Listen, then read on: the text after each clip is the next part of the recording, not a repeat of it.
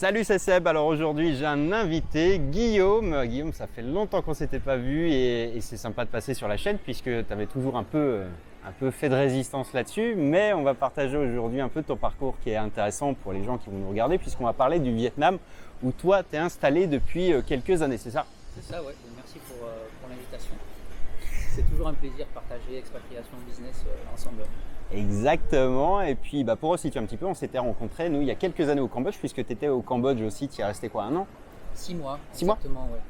Et après, tu es parti au Vietnam, c'est ça? Voilà, c'est ça, ouais. J'étais plus dans un mode où j'ai beaucoup voyagé, travaillé en même temps.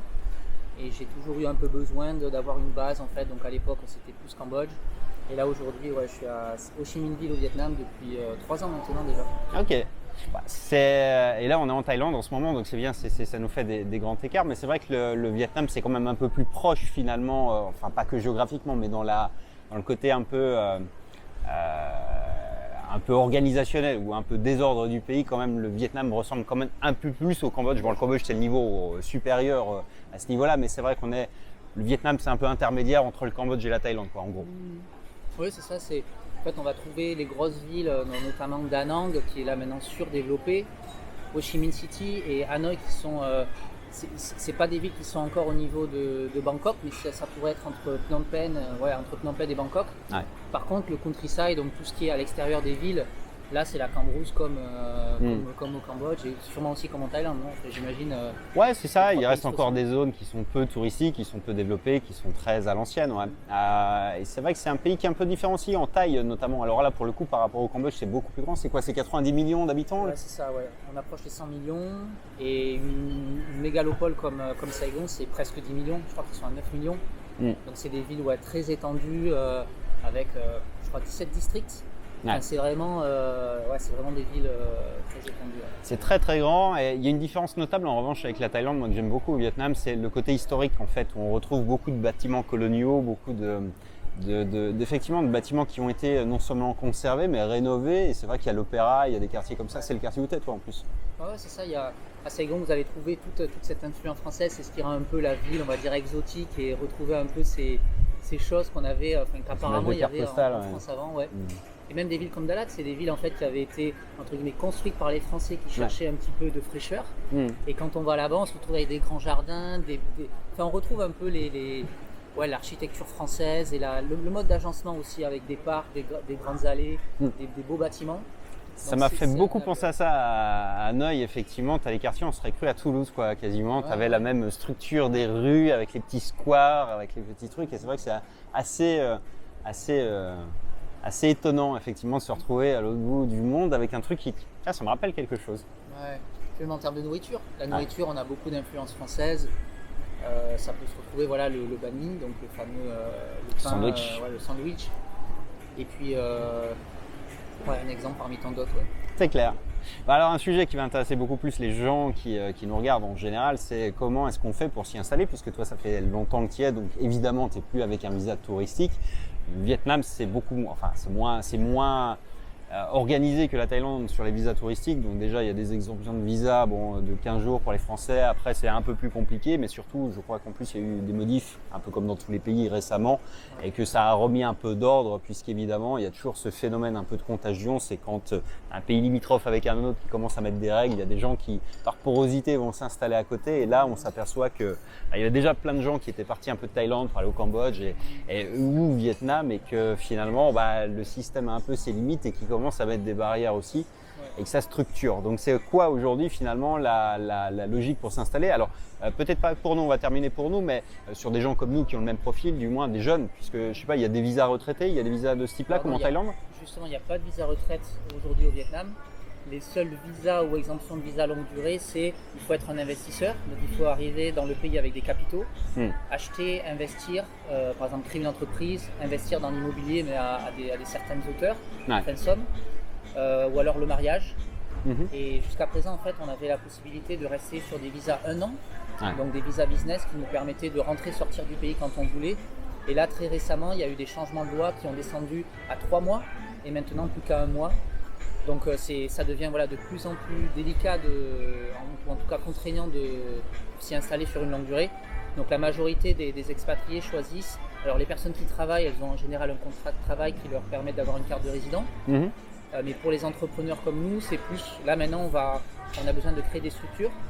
Donc voilà, des structures qui nous permettent d'aussi avoir les mêmes droits que quelqu'un qui y travaille, avec des cartes de résident qui nous permettent de nous installer sur des longues durées. C'est quand même intéressant aussi d'un point de vue long terme.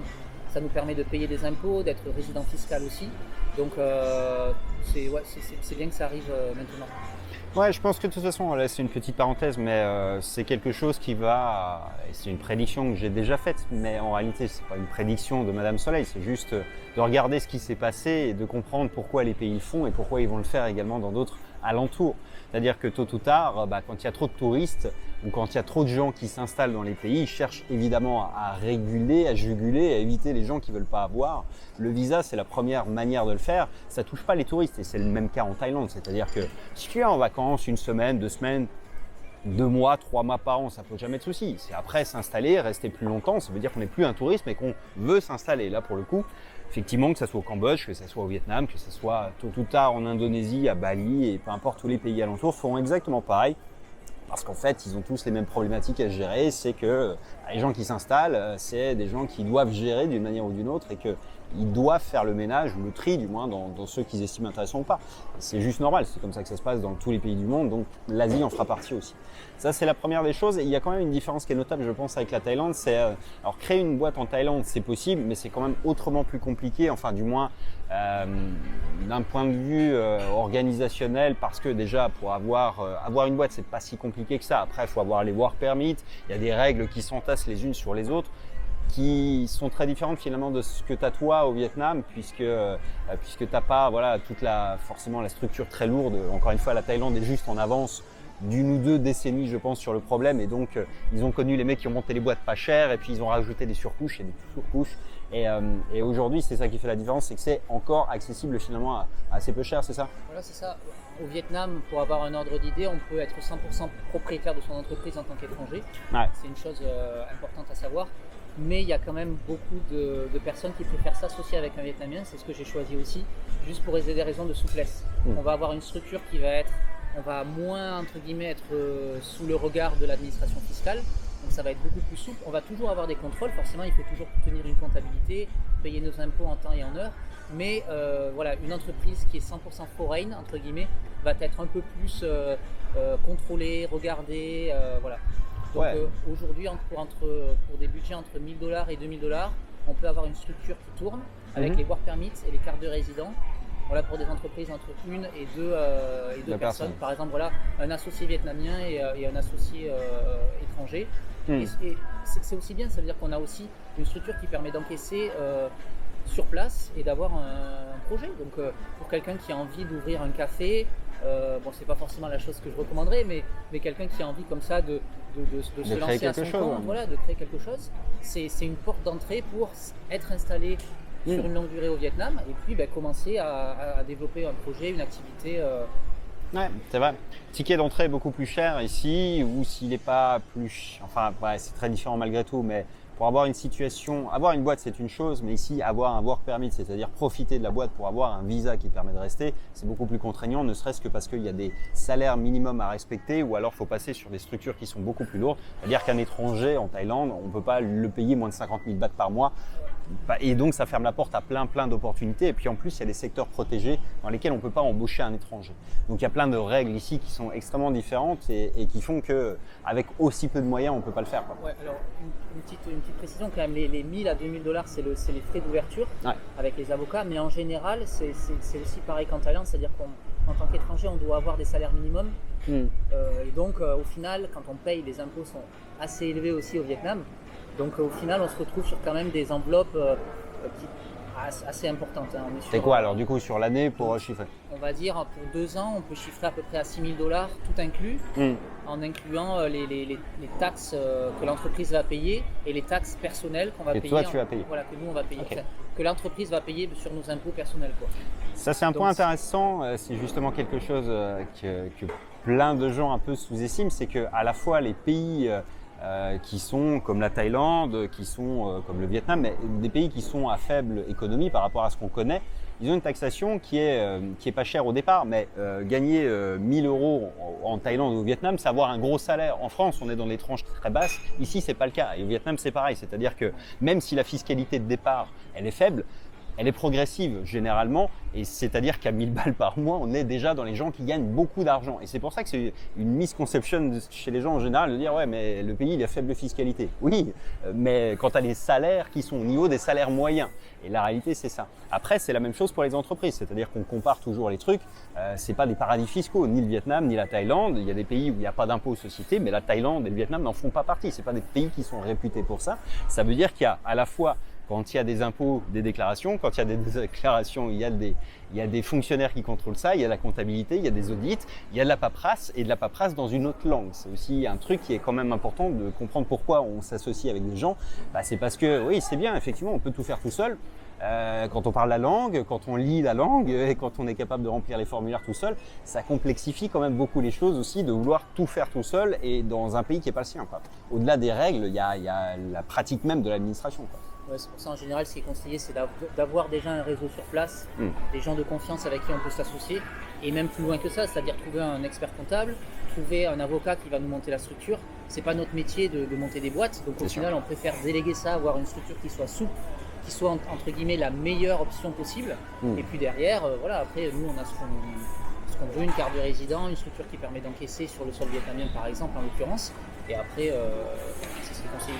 Donc avec ce type de structure, tu n'as pas de limite. Enfin, tu pourrais aussi bien ouvrir, même si c'est pas quelque chose qu'on recommande, un café ou je sais pas, faire de l'immobilier. Alors, il y a aussi des licences à acquérir suivant les domaines.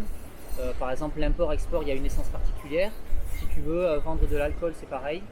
Mais par exemple, si tu as une boîte, on va dire une société de consulting, où derrière tu peux facturer des entreprises, vendre ton savoir, du service, c'est on va dire la formation la formation la plus simple.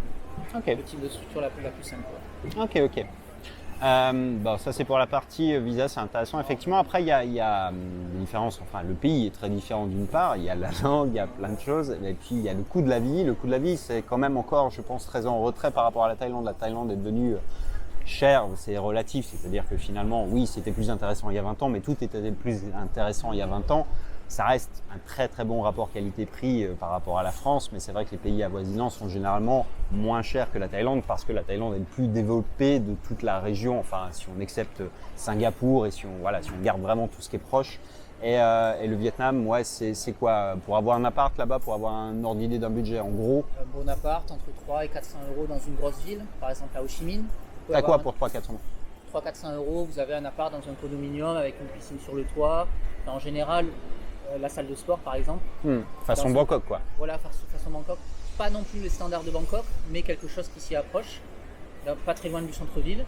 Et par contre, si vous êtes plus amoureux de la nature, dans des petites villes, vous pouvez trouver pour 100 $, 150 $, vous avez même la maison. C'est super abordable. Après, en termes de nourriture, la nourriture, non, c'est top. Là, il y a une culture culinaire, on va dire extraordinaire, super bon. Vous avez de la nourriture de rue partout, à très faible coût.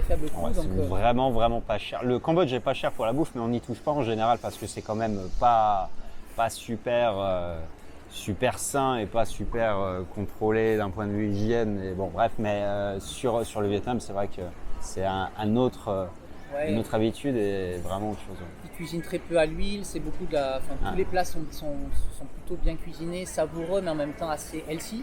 Ouais, c'est très équilibré. Et puis, à des tarifs, on mange pour entre 1 et 2 $. Voilà, si on veut se faire un bon restaurant, ça va être 5-6 $.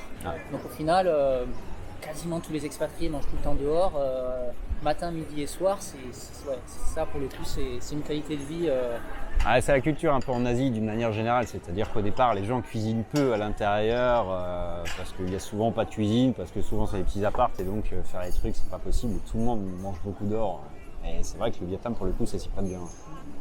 Ok, donc ça c'est un des gros points forts quand même. Sur les climats, sur les choses comme ça, bon après sur les choses un peu plus ouais, c'est cohérent par rapport à ce qu'on connaît. Il y a le nord qui est très différent, ouais, c'est vrai, par rapport à la Thaïlande. C'est vrai qu'il fait frais. Je voulais aller à Sapa, j'ai vu qu'il y avait de la neige. Ouais, c'est ça. En fait, le Vietnam, il y a plus de 3000 km de longueur, de hauteur, on va dire. Donc au final, entre le sud, on a plus de saisons, la saison sèche et la saison des pluies. Donc entre guillemets, 8 mois de soleil, 4 mois très humides, dont 2 mois où il pleut beaucoup. Par contre, au nord, il y a les 4 saisons. Ouais. Donc là, sur Hanoï, sur Sapa, dans les montagnes, très très proche de la frontière chinoise, là, c'est des endroits où on les voit tous avec les doulous. On a l'impression qu'on est dans un autre pays.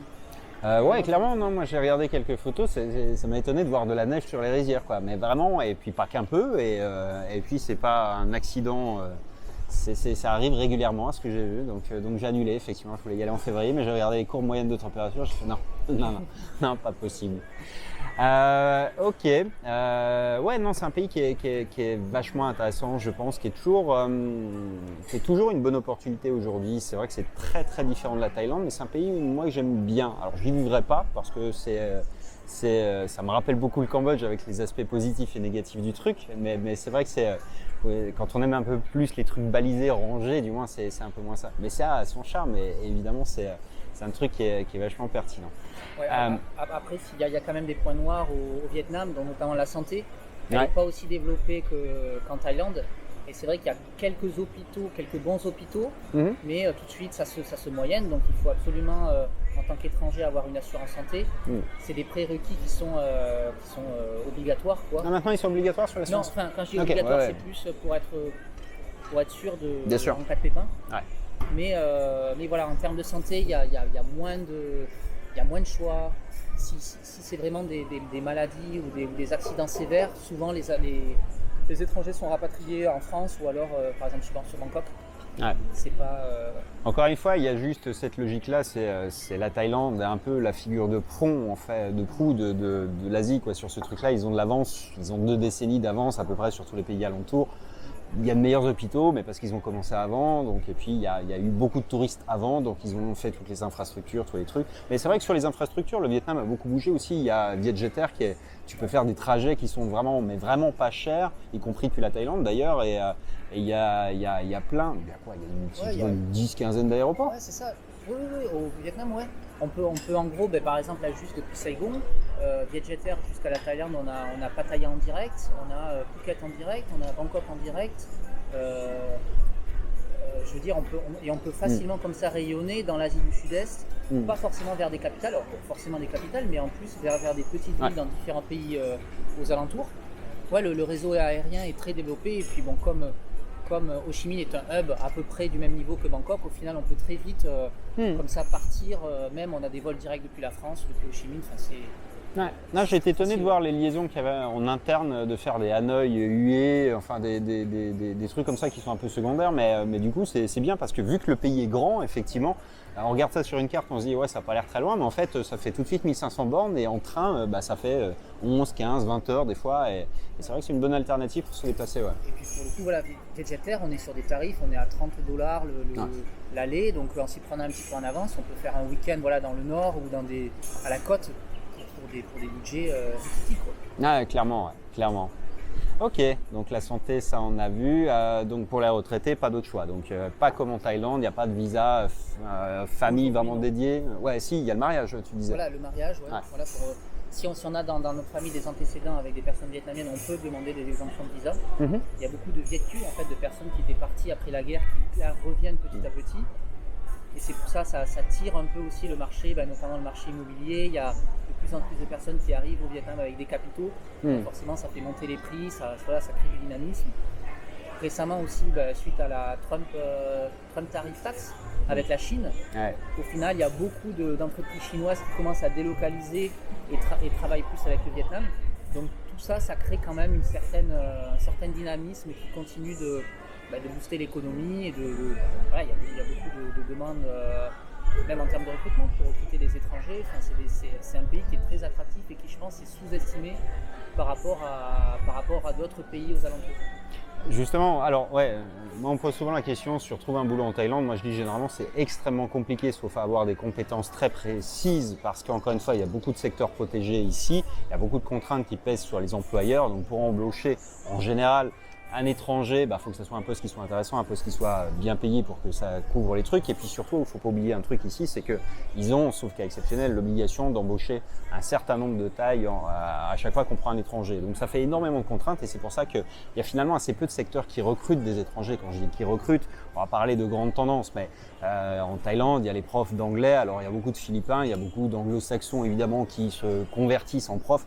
C'est pas des budgets, c'est pas des salaires mirobolants, mais c'est des gens qui peuvent s'installer soit dans les grandes villes, soit à la campagne, ça se fait aussi.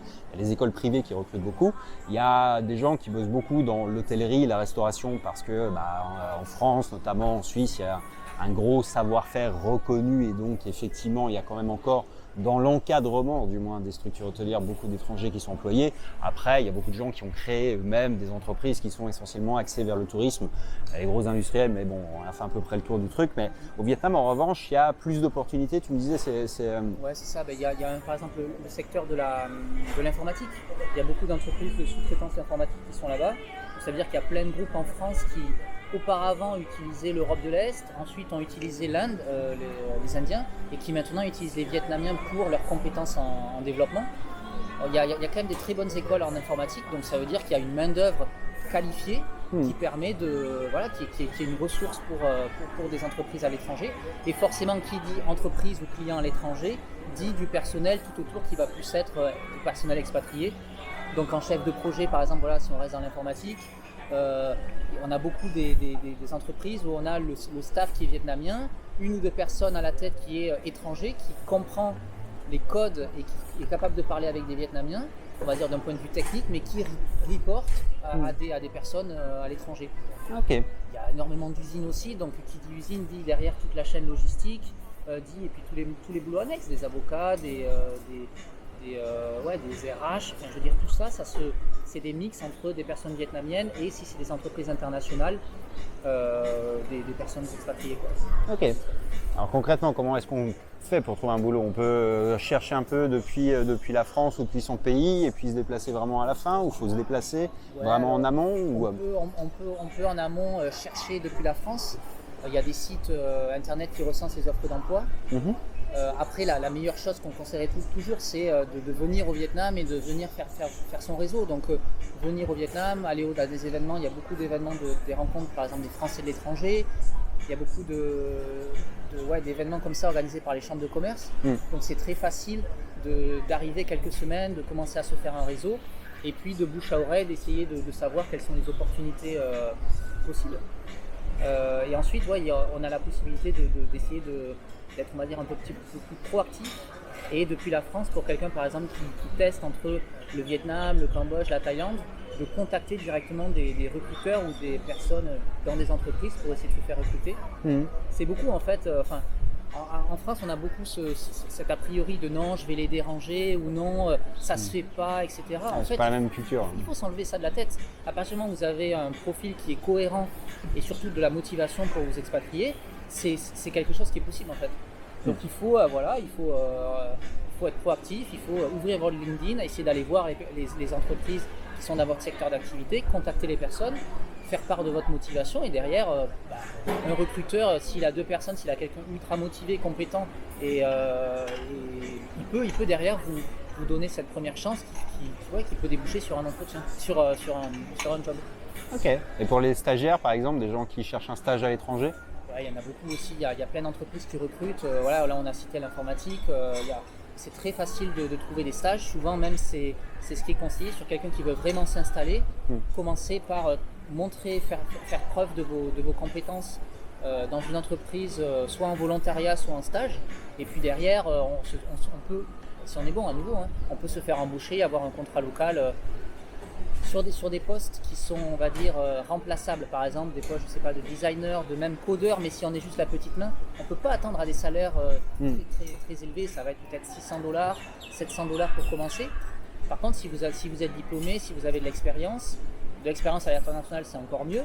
Si vous parlez deux langues, ils ont le français et l'anglais, là ça peut très vite monter sur $1 500, $2 000, $3 000 pour des postes, si on a 3-4 ans d'expérience. J'ai beaucoup d'amis qui ont ce genre de profil et qui touchent 2-3 000 euros assez facilement. Ok. intéressant. Ouais, c'est une question qu'on me pose régulièrement, mais pour la Thaïlande, c'est beaucoup plus. Enfin, pas pour les stages. Les stages, c'est encore facile, entre guillemets, mais après, pour le reste, c'est plus compliqué. Ouais. Ok. Et d'ailleurs, toi, maintenant, tu aides les gens à venir s'installer. Ce que tu m'expliquais là, que tu mets en place depuis quelques mois maintenant, tu aides les gens à venir s'installer, à trouver un boulot aussi? Ouais, c'est ça. Alors, en fait, c'est parti d'une problématique personnelle. C'est-à-dire que moi, j'ai eu à surmonter des mini-challenges quand on s'expatrie. Donc, justement, on parlait de l'assurance santé, laquelle choisir, où vivre, comment trouver du travail pour les personnes qui veulent venir s'installer et trouver du travail. Et puis, petit à petit, ça m'a donné l'idée de créer un site internet, partager, entre guillemets, les challenges que j'avais à affronter et les solutions. Et puis, je me suis fait beaucoup approcher par des personnes qui cherchaient du travail. Et ça a donné lieu à une formation. Donc je me suis associé avec un chasseur de tête basé au Vietnam. Et tous les deux, on a construit une formation qui aide étape par étape les étrangers, donc les francophones principalement, mais aussi les personnes non francophones. On a la formation en anglais pour justement les accompagner, les prendre par la main et leur faire concrétiser leur projet d'expatriation. Donc ça passe par leur expliquer déjà comment ça marche, leur expliquer quelle est la manière qu'ils doivent utiliser pour approcher les entreprises de la meilleure manière en fait, pour éviter de faire des erreurs et puis pour prendre entre guillemets un raccourci. Et puis derrière, voilà, les entreprises qui recrutent aujourd'hui des étrangers au Vietnam, ça a été un projet intéressant. Et puis là on a les premières personnes qui suivent la formation, qui commencent à appliquer. Donc d'ici quelques temps, peut-être des personnes qui auront bougé grâce à ça. Donc c'est plutôt cool. Ouais, d'avoir un réseau de gens qui sont installés. C'est extrêmement intéressant et je pense que ça intéressera les gens. Donc on mettra évidemment dans la description tous les liens vers ce que tu proposes. Et puis je suis sûr qu'effectivement ça répond à une demande puisque j'ai plein de messages tout le temps de personnes qui veulent absolument venir en Asie. Et ouais, c'est un pays qui est vachement sympa, le Vietnam. Ok. Écoute, moi j'avais fait le tour des questions qu'on me pose en général sur le Vietnam. Donc tu restes encore jusqu'à demain, c'est ça? Et puis là tu rentres? Voilà, de retour à Saigon, il y a toujours. Maintenant on est installé, enfin j'y suis installé là-bas, donc petit cocon, la copine, etc. Donc Retour à la maison. Voilà. Ça marche. Bon, en attendant, Guillaume, c'était sympa de venir partager un petit peu tout ça avec les gens qui regardent cette vidéo. Donc, dans la description, encore une fois, les liens vers tes différents éléments. On mettra une chaîne YouTube. T'as préparé? Ouais, j'ai quelques interviews sur YouTube de Français justement expatriés au Vietnam. Ok. Différents profils. Ok. Et puis, voilà, des ressources que vous pourrez trouver. On mettra tout ça donc en lien dans la description. Et puis, on se dit à très vite dans une prochaine. Ciao, ciao! Merci Seb.